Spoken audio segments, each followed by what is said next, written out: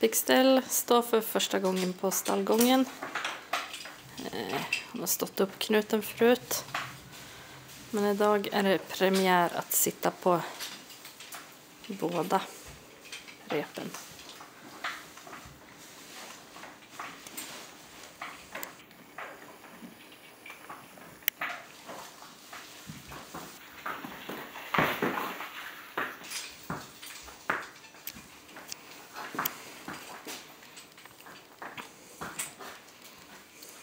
Det ser ganska normalt.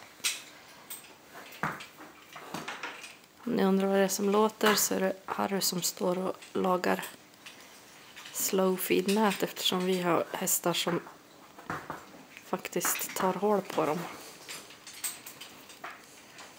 Är du duktig, Pixel?